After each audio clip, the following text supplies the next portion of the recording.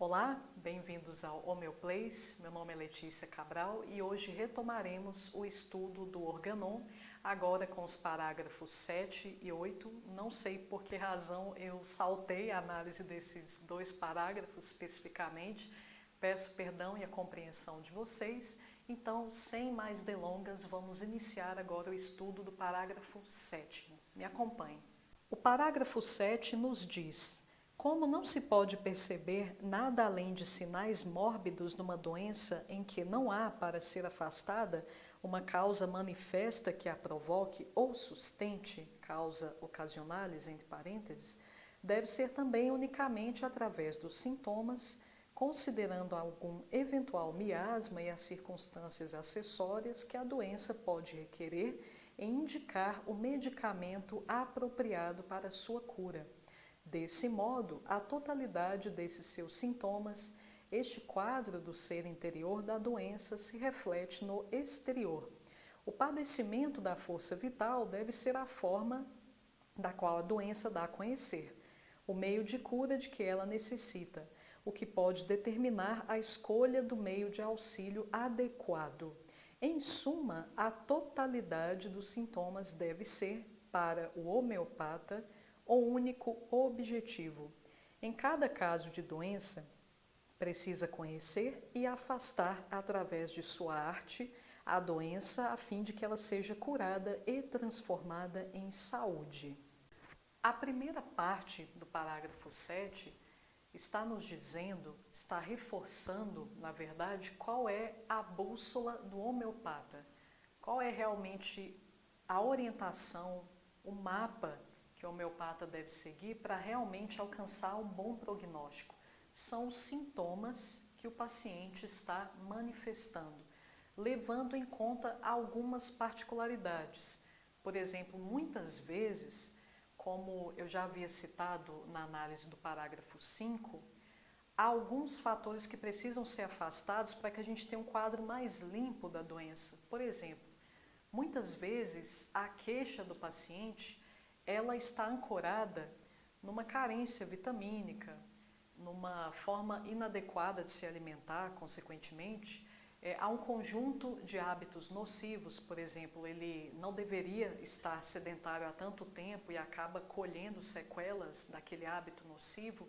Há também as doenças iatrogênicas, sobre as quais eu havia comentado, por isso que é tão importante averiguar o histórico de medicamentos às quais o paciente se submeteu no passado, principalmente corticoides, que eles apresentam sequelas que muitas vezes as pessoas não atribuem ao uso prolongado deles. Portanto, é muito importante fazer esse interrogatório ao paciente, não apenas no caso aqui de medicamentos alopáticos, mas também os homeopáticos. É muito importante perguntarmos ao paciente se ele já fez algum tratamento homeopático antes. E o mais importante ainda é saber que tipo de benefício ou malefício ele colheu durante o tratamento. Pode haver uma patogenesia que se instalou no paciente e ele ainda está sob efeito dessa patogenesia. Ele pode ter agregado sintomas ao quadro original de sua doença e, portanto, isso também deve ser levado em consideração na anamnese. Enfim, além dos sintomas, precisamos averiguar causas acessórias que podem estar por trás das queixas do nosso paciente. Um bom exemplo, não estou aqui generalizando, mas é realmente muito comum entre os tuberculínicos a melhora dos sintomas ao viajar. E muitas vezes essas pessoas viajam para países com clima até parecido com o clima que elas experimentavam em casa, no seu país de origem. Então, o que explica essa melhoria de sintomas do tuberculínico? O que ele colhe, que benefício ele experimenta quando ele viaja? O fato aqui é que os tuberculínicos, a grande maioria, não estou novamente enfatizando aqui, generalizando, eles precisam de um teor de liberdade maior, eles precisam experimentar liberdade. Então, eles não reagem muito bem a qualquer tipo de amarra. E também são pessoas que precisam se sentir em contato com o mundo, precisam ter essa sensação de conexão com o mundo, não apenas com as pessoas de forma geral, embora o fator humano ele seja aqui imperativo, mas também há essa necessidade da troca cultural, dessa vivência cultural, intercâmbio cultural em si, esse contato com a pluralidade, com a diversidade. Então, o tuberculínico, uma das sugestões que eu sempre trago a eles é que eles comecem a trazer esse universo de interação para a vida deles em casa, para que não seja necessário viajar para colher um alívio dos sintomas. Então é muito importante esse tipo de consideração. Esse é o caso do tuberculínico, mas há pessoas que ao viajar melhoram porque realmente o modus vivendi, ou seja, o conjunto de relações, o círculo de convívio doméstico, não é muito saudável para aquela pessoa. Há esses casos que também compõem uma grande parcela dos nossos pacientes de forma geral. O lar, o contexto doméstico é altamente hostil à sua harmonização. E nunca, pessoal, segundo a minha experiência, a homeopatia ela vai funcionar como uma espécie de bengala para você tolerar o intolerável para a sua personalidade. Então, se determinado contexto é tóxico para a sua natureza, quando você tomar uma homeopatia, ela vai te harmonizar, ela vai trabalhar para começar um processo de harmonização, garanto a você, isso não vai melhorar. Porque a homeopatia, ela vai ativar os seus mecanismos de reação ao que não é bom para a sua personalidade. Por isso que o acompanhamento de um terapeuta é tão importante, porque o paciente ele precisa ter esse discernimento. Será que eu estou piorando? Eu estou ficando mais impaciente com a minha realidade? Ou é a minha realidade que já se tornou altamente inadequada para mim e eu estou cego em relação a isso? Ah, mas ok, Letícia, já excluí a possibilidade do paciente estar sob efeito de sequelas de medicamentos, seja alopáticos, seja homeopáticos. O problema não é o modus vivendi, não é um quadro agudo, é um quadro crônico, é uma doença antiga que já assumiu uma certa autonomia, já alterou um pouco a sua faceta. Enfim, não diz respeito aos hábitos alimentares, nada relacionado a isso. Há um quadro crônico em andamento e, consequentemente, há uma gradação miasmática associada a esse quadro. Hahnemann deixa claro que é muito importante, nesses casos, levarmos em conta o miasma que a pessoa está vibrando. Necessariamente, o que ele quer dizer com isso é que precisamos ministrar um medicamento miasmático em associação com o simílimo que encontramos? Não, não é disso que se trata especificamente. Quando Hahnemann fala em miasmas nesse parágrafo, o que ele quer dizer especificamente não é que devemos tratar frontalmente, de forma direta, o miasma no qual a pessoa está vibrando especificamente. Mas o miasma, ele funciona aqui como uma confirmação acerca da assertividade do medicamento para aquele caso. Por exemplo, se durante a repertorização, o primeiro lugar que constou ali na repertorização, ele foi, por exemplo, um medicamento psicótico, mas a pessoa não está vibrando na psicose, ela está vibrando no loetismo, então pode ser que aquele medicamento não seja mais adequado, eu já havia mencionado isso anteriormente. Então olhe lá o segundo lugar. O segundo lugar é cancerinismo, medicamento ancorado no cancerinismo, então continua não sendo tão adequado assim. Vamos olhar então o terceiro lugar. Terceiro lugar, aquele sim está vibrando no loetismo. Então, pode ser que o terceiro lugar, nesse caso, seja o medicamento mais adequado. Ou seja, o miasma aqui, ele aparece aqui como fator de confirmação acerca da adequação do medicamento para o caso. Porque se prezarmos pela similitude, se executarmos uma boa toma de caso, valorizando sintomas peculiares, sintomas de alta hierarquia, sintomas nucleares que dizem respeito à raiz psíquica do mal que a pessoa está sofrendo especificamente, se fizermos uma toma de caso segundo esses moldes que eu estou preconizando aqui, é inevitável que tratemos o miasma no qual nosso paciente está vibrando naquele momento. Então, no fim das contas, pessoal, o que é realmente fundamental para um homeopata é realmente seguir o máximo possível a similitude. Um simílimo adequado para o caso, ele é antipsórico, ele é antiluético, antipsicótico, anticancerínico e assim por diante. Porque lembrem-se, os medicamentos tidos como miasmáticos, eles apresentam a matéria médica deles, mas nem sempre nós sentimos correspondência, sentimos identificação com os medicamentos miasmáticos, mesmo que eles digam respeito ao nosso miasma. Portanto, por que eu vou tomar um medicamento que não apresenta muita compatibilidade comigo, apenas porque ele apresenta essa denominação miasmático? Isso contraria o que Hahnemann nos ensina, seu ensinamento mais fundamental, mais base da homeopatia, que é a similitude. Portanto, ao tratar o indivíduo mediante critérios de similitude, automaticamente estaremos equilibrando sim o seu miasma. O que eu quero dizer especificamente com isso, pessoal, é que a homeopatia, ela sempre será individual. Não há medicamentos de caráter universal na homeopatia. Então, por mais que você seja tuberculínico, não necessariamente você precisa de calcária fosfórica.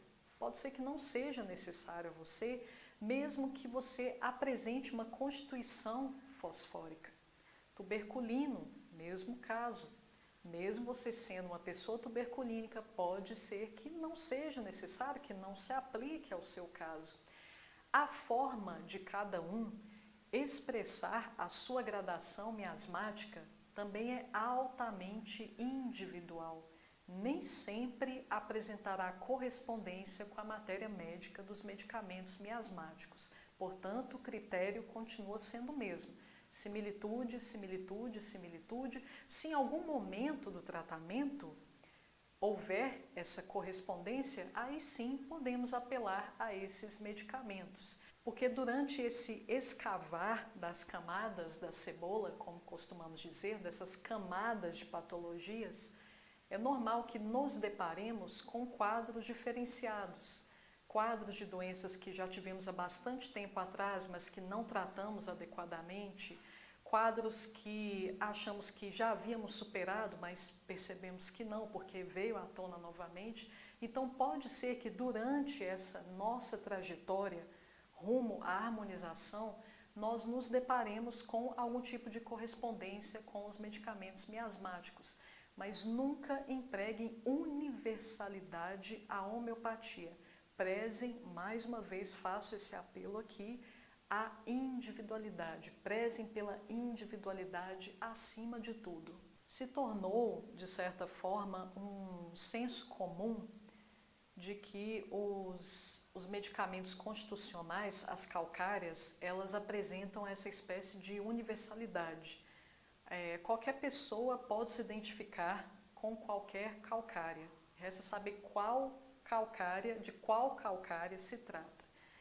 No entanto, pessoal, percebam que nem sempre elas serão necessárias. Primeiro porque, principalmente os brasileiros, eles apresentam um biotipo altamente heterogêneo.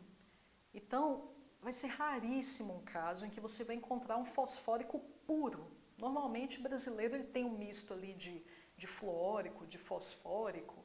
Torna a definição, segundo esse tipo de critério, muito difícil.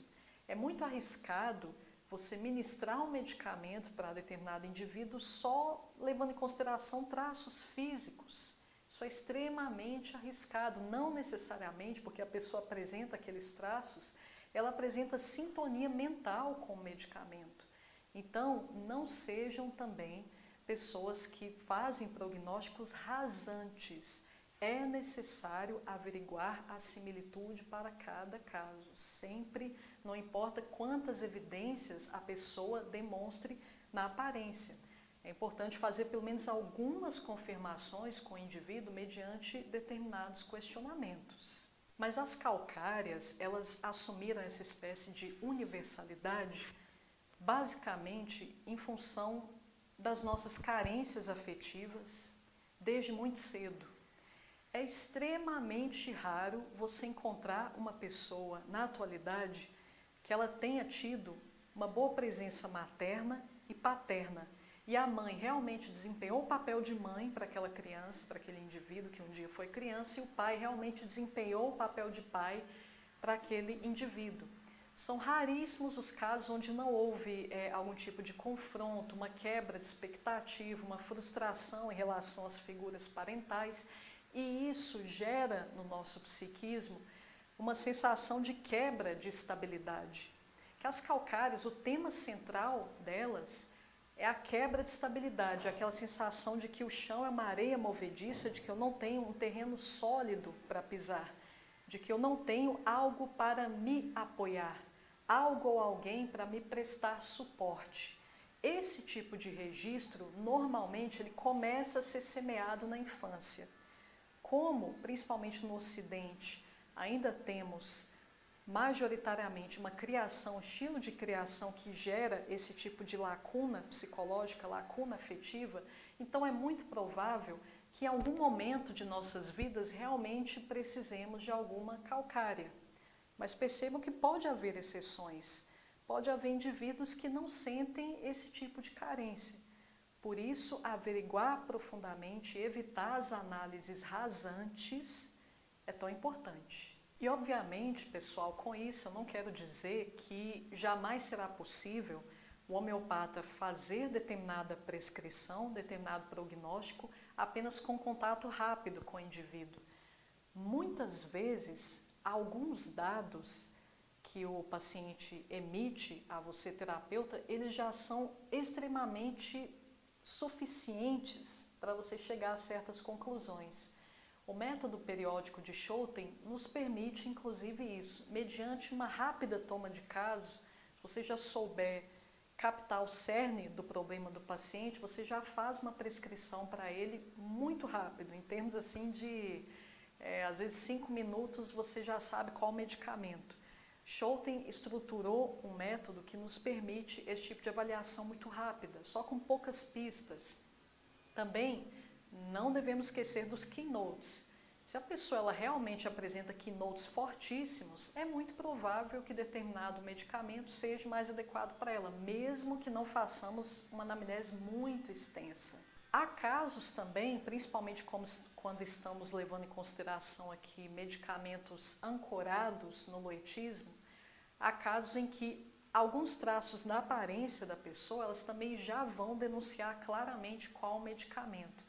Mas isso exige senso de observação, isso exige experiência e muita perícia. Quando o homeopata ele domina muito bem os policrestos da matéria médica principalmente, ele sabe reconhecer bem quais são aqueles sintomas marcantes do medicamento, de forma que quando o indivíduo apresenta esses sintomas, ele já sabe que, de fato, aquele medicamento que ele havia cogitado anteriormente é o ideal para o caso. Outro fator a ser levado em consideração é quem vai dizer, quem vai ditar esses sintomas. Sempre o paciente.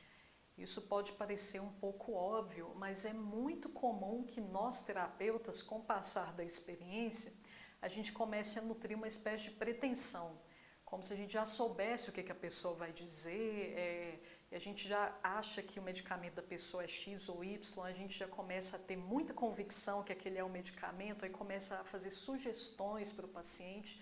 Muito cuidado com isso. O tempo todo, quem vai ditar as queixas principais, os sintomas, é o paciente.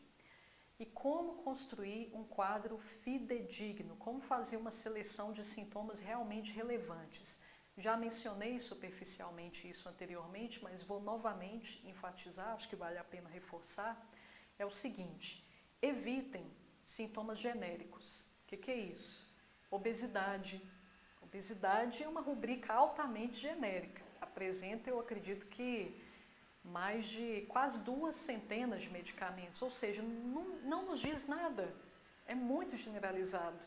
Dor de cabeça, também não nos diz nada. Apresentamos vários medicamentos amplamente conhecidos que apresentam esse sintoma. Então vale a pena especificar um pouco mais esses sintomas. Dor de cabeça, lado direito, agrava à noite. Obesidade desde que sofreu um trauma X ou Y, então vamos explorar um pouco mais esse trauma. Outro fator a se evitar, os sintomas que apresentam um medicamento apenas. Por exemplo, lá no repertório de Boyrich, quando nós vamos ali na seção de psiquismo e vamos a traumas, a única sugestão que aparece ali é a arnica. Vocês acham que vale a pena registrar? Em primeiro lugar, essa recomendação já é extremamente genérica, porque a arnica acabou erroneamente se consolidando como medicamento dos traumas. Mas lembrar que a arnica cobre um tipo muito específico de traumas. Não é qualquer trauma. Se você se deparar com um relato de trauma no paciente, esse é um excelente momento de você explorar a raiz desse trauma. A partir de quando, que acontecimento eclodiu esse registro no seu inconsciente, o que aconteceu exatamente, o que você sentiu naquele momento, isso é realmente muito importante. Já dei essa dica também, mas reforçando, evitem perguntar por quê. Os porquês costumam despertar no paciente uma espécie de terceirização de responsabilidade. Se você perguntar por quê, aí ele vai falar: porque a minha situação financeira está ruim demais, porque a minha situação conjugal está péssima, está destroçada. Ele vai acabar delegando ao meio externo responsabilidades que ele deveria assumir. Então, sempre procure focar nas sensações, nas percepções pessoais do paciente em relação àquela vivência traumática em si. Em suma, evitem sintomas que apresentam medicamentos em excesso, sintomas genéricos demais, sintomas também altamente específicos, que apresentam um medicamento apenas como sugestão. Outra situação em que uma toma de caso rápida é admissível é uma situação em que você apresenta um quadro local muito insuportável para o paciente. Por exemplo, ele sofreu ali uma fratura, ou está passando por uma dor insuportável em alguma parte do corpo e ele precisa de uma solução rápida, ele precisa de medicamento aqui e agora, não tem tempo para nada mais. Nesses casos, é admissível que administremos um similar ao invés do simílimo propriamente, porque não podemos nos aprofundar muito ali no caso. Mas Hahnemann, quando ele abre essa, digamos, exceção, ele diz que é muito importante nós conscientizarmos o paciente de que depois é pertinente que ele volte ao nosso consultório para que façamos um tratamento mais individualizado. Outros sintomas que não têm tanto valor repertorial também são sintomas cabíveis demais, convenientes demais. Por exemplo, a criança come muito doce. Isso é de se esperar numa criança naturalmente, então não é um sintoma tão digno de consideração. No entanto, o mesmo comportamento no adulto já soa um pouco mais peculiar, então devemos considerar mais do que no caso da criança em si. Não podemos também achar que possuímos todas as respostas acerca da sintomatologia do nosso paciente, porque nem sempre as reações deles são previsíveis. Por exemplo, vamos supor que o seu paciente ele tenha vindo até você após ter passado por um campo de refugiados, ele teve que sair do país dele correndo e passou um tempo no campo de refugiados e foi violentado, foi desrespeitado e passou fome, passou uma série de privações, teve que fugir novamente e veio parar no seu consultório. Vamos supor que a história dele seja mirabolante dessa forma. É natural que nós homeopatas pensemos que essa pessoa ela está psicologicamente muito baqueada, muito transtornada com esse conjunto de experiências. Mas a pessoa pode não estar. Muitas pessoas sofrem abuso sexual e não têm sintomas de abuso sexual, porque para ela aquilo não foi traumático, aquilo não causou baques psicológicos nela. São situações raras, isso não é o mais comum, mais esperado, mas é importante que jamais emitamos sugestões ao paciente, porque ele precisa se expressar de forma genuína. Um baque, que seria baque para mim, enquanto homeopata, pode não ser para ele. Ele pode falar aquilo de forma natural, desembaraçada, sem nenhum tipo de peso emocional.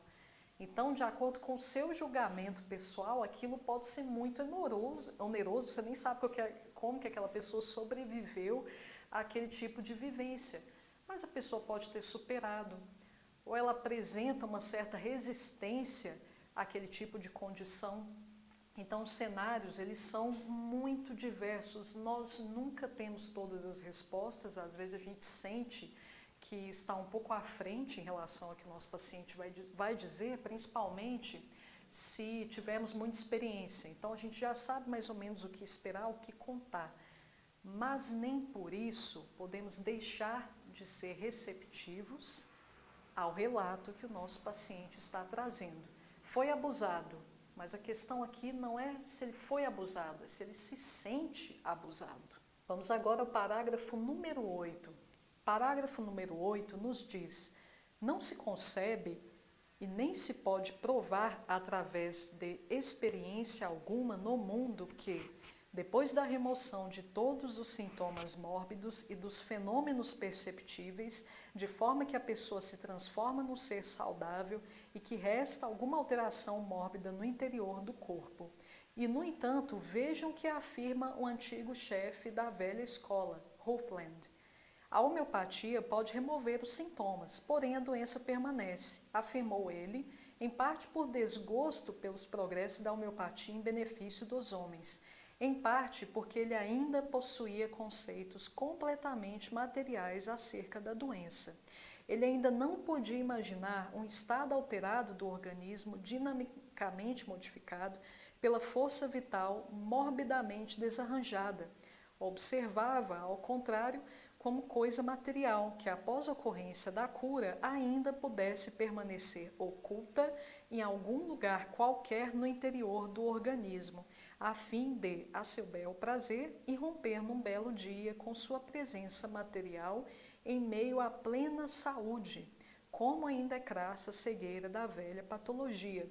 Não é de admirar que somente tenha sido capaz de produzir uma terapia que se dedica exclusivamente à purgação do pobre doente. Definitivamente, Hahnemann tinha ojeriza a alopatia. Eu fico imaginando se fosse hoje, eu não sei nem se a palavra ódio seria o suficiente para descrever o desgosto dele em relação à alopatia.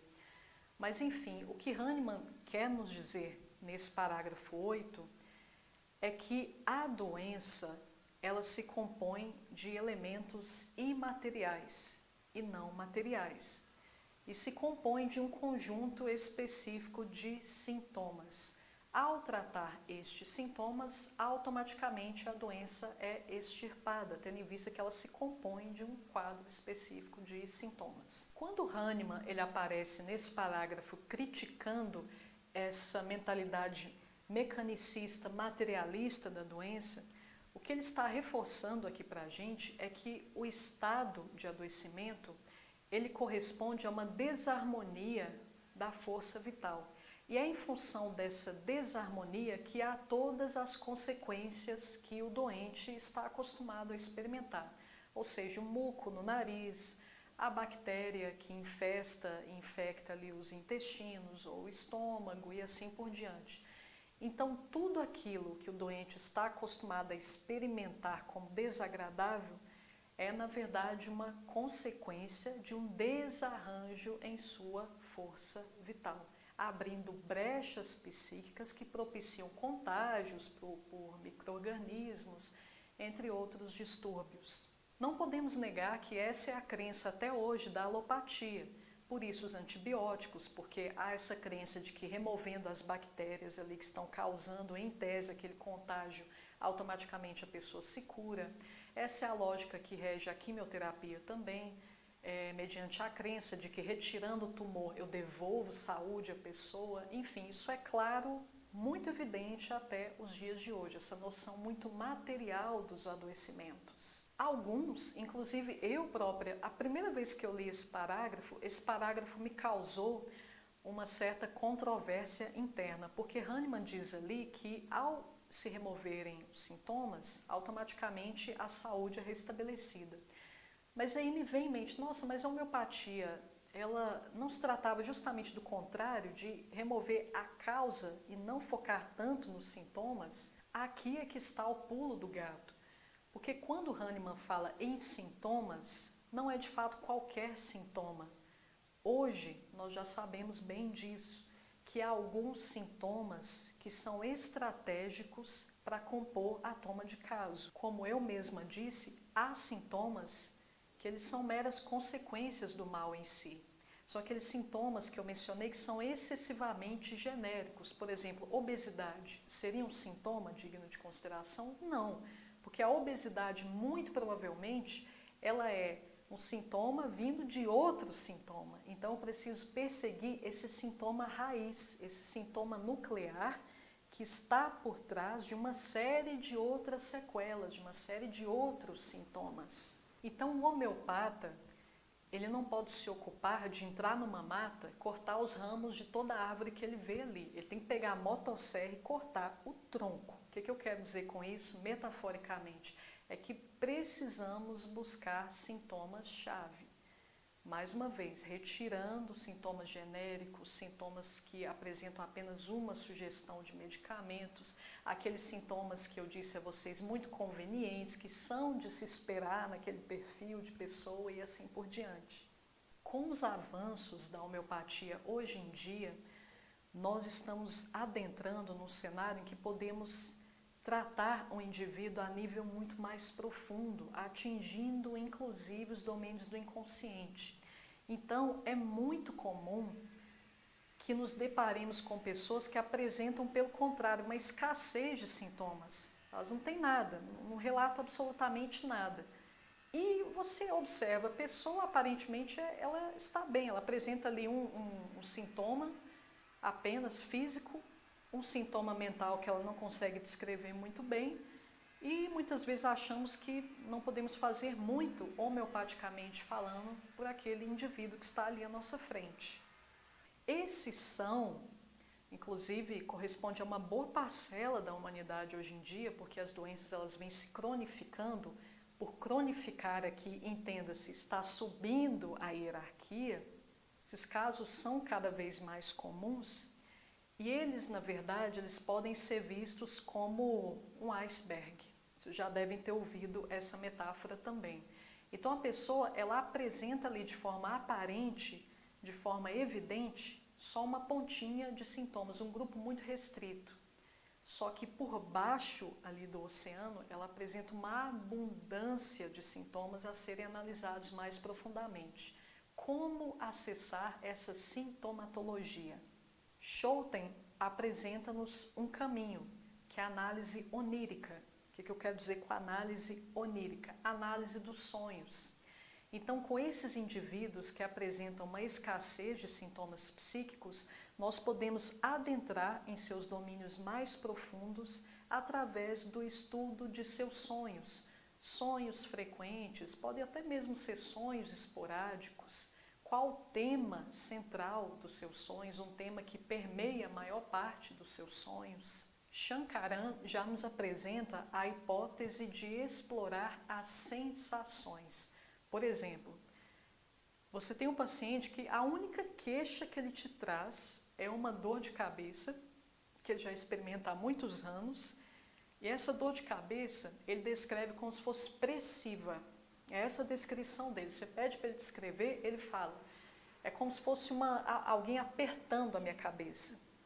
E aí, mediante esse relato, você pode seguir um caminho reverso. Porque Shankaran nos ensina que a sensação que o indivíduo colhe no âmbito físico, certamente ele também colhe na alta hierarquia. Ou seja, se ele descreve a dor de cabeça como pressiva, algum evento do passado, algum trauma do seu passado, certamente incitou nele essa sensação de ter sido apertado. Então, mediante uma análise, um questionamento profundo, esse sintoma ele pode servir como ponto de partida para chegarmos até aquele evento que realmente começou a causar essa série de desequilíbrios. Segundo essa abordagem, Se, por exemplo, o indivíduo sofreu um baque psicológico e naquele momento o que ele sentiu foi uma sensação de ser separado, rasgado em dois, se foi essa sensação que ele sentiu e depois desse episódio, por exemplo, ele começou a sentir uma dor no punho, o que é interessante é que essa dor no punho, que veio como consequência desse trauma, ela será descrita como uma sensação de que o punho é partido em dois. Então, Shankaran nos ensina que as sensações colhidas no âmbito psíquico, na alta hierarquia, essas sensações vão governar também muitos sintomas físicos associados àquela experiência traumática. Mas outro ponto que acho importante enfatizar aqui é que, por mais contraditório que pareça, isso que Hahnemann criticou que a alopatia está fazendo, infelizmente a homeopatia vem fazendo também. A homeopatia não, na verdade, alguns de seus representantes. Como a homeopatia pode se tornar paliativa? Se ela focar excessivamente no sintoma local.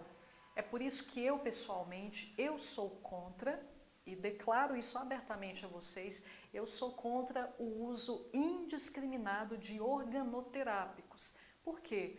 Porque o organoterápico, ele não leva em conta o âmbito psíquico, ele leva em conta excessivamente o âmbito local.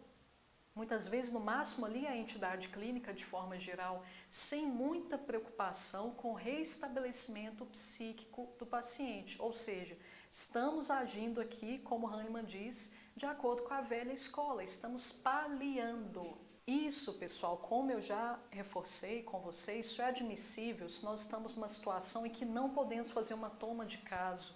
Não sabemos muito sobre a pessoa, mas precisamos ajudá-la de alguma forma, mas isso de forma alguma pode se tornar uma prática clínica homeopata corrente. Caso contrário, vamos nos tornar uma segunda versão da alopatia e vamos perder esse nosso trunfo, que é justamente tratar o indivíduo na sua totalidade. Hoje em dia, não é exagero, pessoal, realmente já presenciei isso, de um homeopata ele querer saber qual que é o problema físico específico do paciente e medicá-lo baseando-se apenas nisso. O problema é no coração e no fígado, então deixa eu dar aqui coração 5CH, fígado 6CH, pronto, acabou. Nunca procedam dessa forma, porque senão realmente eu acredito que o melhor caminho para você seja de fato a alopatia. Não se engane, não seja hipócrita. Então lembrem-se, esse parágrafo nos convida a nos lembrar disso. O nosso papel é tratar o indivíduo em sua totalidade e hoje ainda apresentamos o privilégio, de certa forma, de contarmos com abordagens diferenciadas, que são as abordagens contemporâneas, para nos ajudar a ir mais além ainda nessa totalidade, tratar de forma ainda mais profunda, na essência do indivíduo. Então, para finalizar esse vídeo, eu peço encarecidamente a vocês que definam exatamente de qual lado vocês vão jogar. Se é de acordo com uma abordagem holística, tratando o indivíduo como um todo, ou tratando o indivíduo de forma fragmentada e seccionada, como a alopatia tem feito durante todos esses anos, gerando agravamentos e supressões com efeitos imprevisíveis, o que a homeopatia mal empregada pode muito bem gerar também. Pessoal, muito obrigada por terem me acompanhado até aqui. Vejo vocês no próximo estudo do Organon, agora com os parágrafos 11 e 12. Se gostou desse vídeo, curta, compartilhe com outras pessoas interessadas e até a próxima. Um forte abraço a todos vocês.